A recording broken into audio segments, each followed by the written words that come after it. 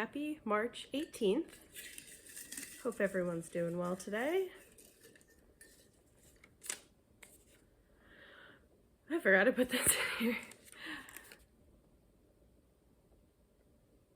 Okay, liver and vitamin A. Wow. A food topic, a nutrition topic. This kind of thing was my bread and butter for many years of my life in terms of like the kind of topic that I would spend my time thinking about. Obviously, at this point, like if you haven't heard that you should be eating liver, what are you doing? Where have you been? Do you live under a rock? If so, can I join you? Yeah, the liver thing was interesting because like many other health trends, I heard about it before it was cool. Yeah, so it started out very niche and weird, and then now it's just like common knowledge that liver is super nutrient dense and you should be eating it. But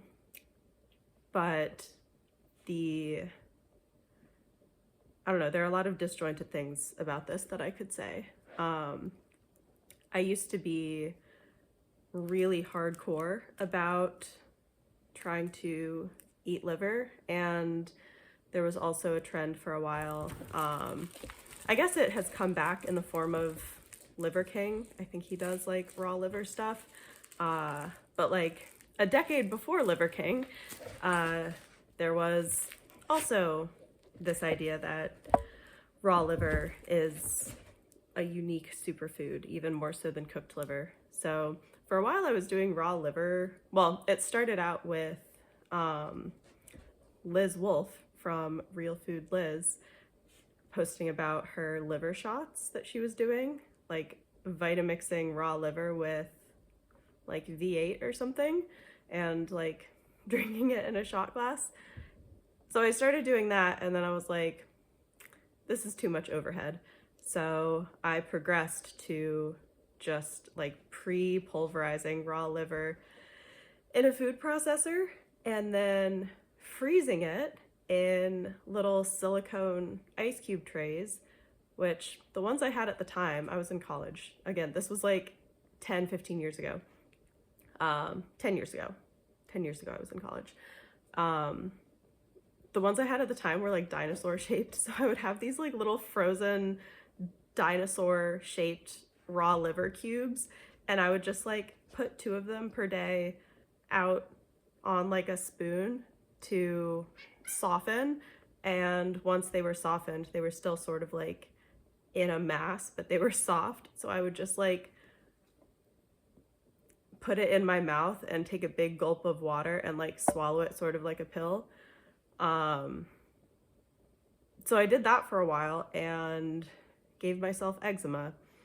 And that's where the vitamin A piece comes in, because there is a lot of controversy, and has always been a lot of controversy about vitamin A, where the more mainstream perspective, well, I guess there are 2 parts to the mainstream perspective. One part is that you can get all the vitamin A that you need from like carrots and sweet potatoes and things like that, and that getting animal vitamin A or like vitamin A in the form of retinol is like not important.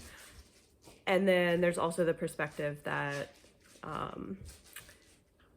it's really easy to get too much vitamin A and that it can be very toxic.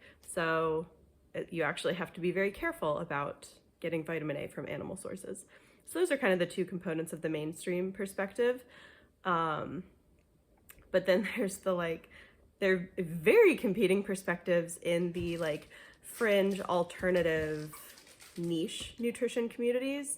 The whole like Weston Price tradition with like inspired by nourishing traditions, Sally Fallon, soak your grains and beans, make sourdough, eat cod liver oil, etc. Like there's that whole school of thought where there's a lot of focus on getting enough vitamin A, and a lot of, used to be, I don't know if this is true anymore, I haven't been involved in this community in a while, But when I was influenced by that community, I was regularly consuming fermented cod liver oil. This was 15 years ago. This was before my raw liver shot days. Most disgusting substance that I have ever consumed. Truly, it would come in a glass jar and was just like this congealed, really dark colored,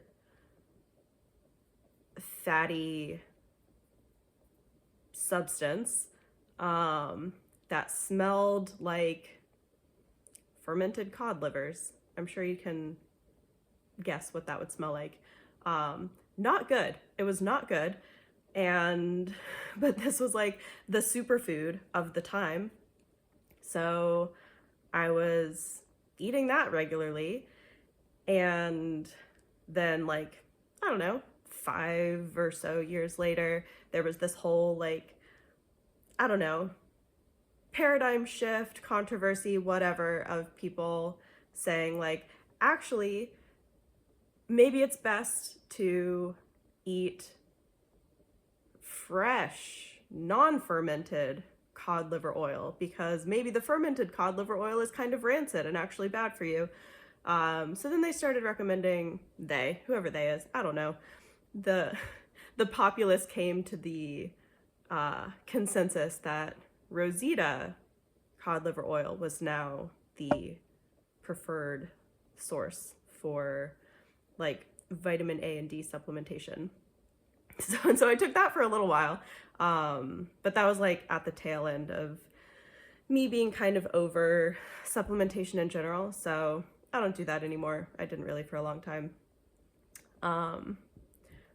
But yeah, all that to say, there's a substantial subset of the like alternative health community that is very into vitamin A and emphasizes the importance of it, especially from animal sources, and de-emphasizes the risks of toxicity. And you can see this also in like the Ray Peat pro-metabolic community. I don't think they would ever, actually I know for a fact that they would never recommend supplementing with cod liver oil, but they're very, very like pro-liver. So there's that perspective. And then there's also now probably a much more niche, weird segment of certain like fringe nutrition communities that are like really focused on the potential for vitamin A toxicity, to the point where they will claim that vitamin A is actually not a vitamin, but a toxin. And this is based on a sort of pet theory of somebody named Grant Gennaro. And this guy was like a software or tech person, but I think he had some health issues, so that's how he got interested in diet and nutrition and vitamin A and all of that stuff. And through personal experimentation, and through like, you know, not primary research, but just like secondary research, like his own reading of the literature, he came up with this, he enumerated this theory that vitamin A is in fact a toxin. And he wrote a couple of ebooks about it, which I printed out. It's like this thick, and have yet to read. I assume I will eventually read it because I'm very curious. Anything that's just like kind of a conspiracy theory type thing that totally reverses whatever the conventional wisdom, conventional understanding is. In this case, vitamin A, not actually a vitamin, actually a toxin. That's just fascinating to me, because obviously those two things cannot be true at the same time. So I am so curious whether there is any nugget of truth to be found in his ebooks. But yeah, so anyway, there's now like a segment of people who do like vitamin A elimination diets and will go out of their way to avoid any and all sources, plant or animal, of vitamin A.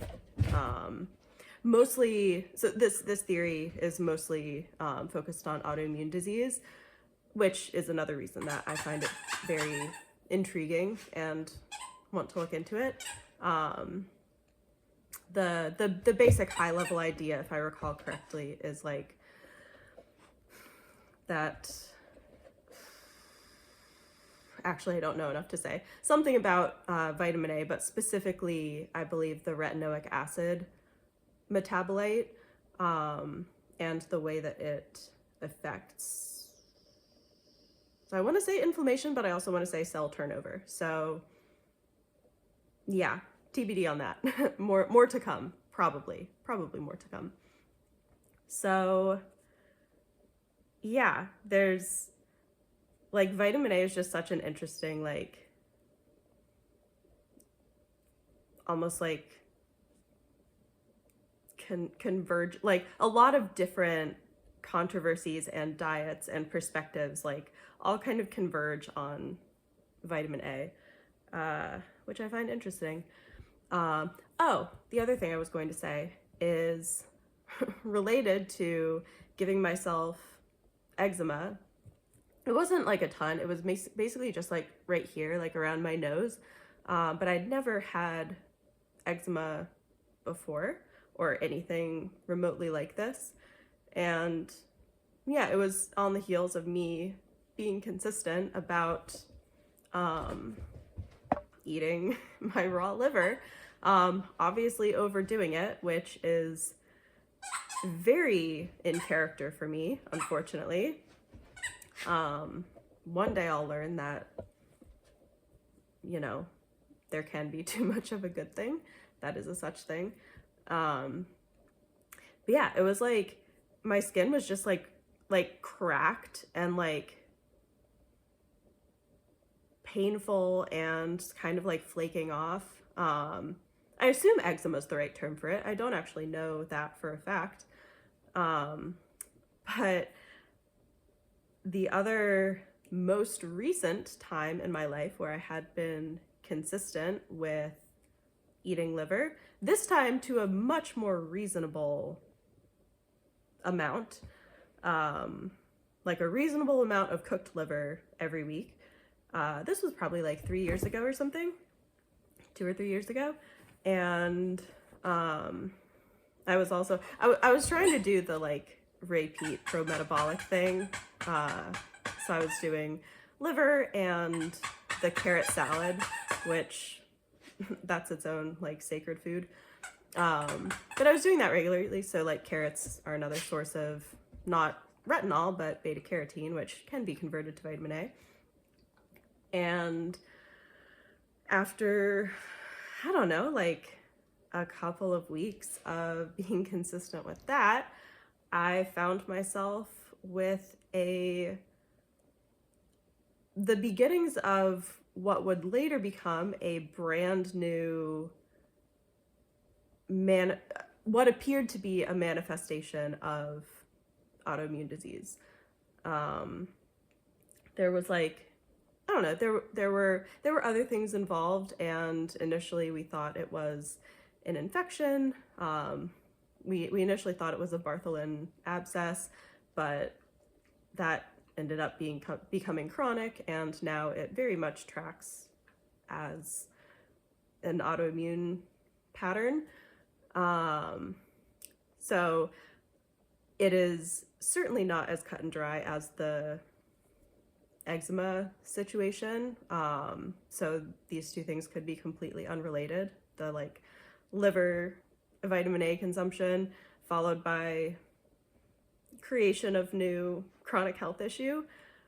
But, you know, I can't totally ignore the temporal relationship between those two things, along with the history of me messing myself up with presumably vitamin A before. I guess it's possible there could be some other component in liver other than vitamin A that could be affecting me, but it seems unlikely.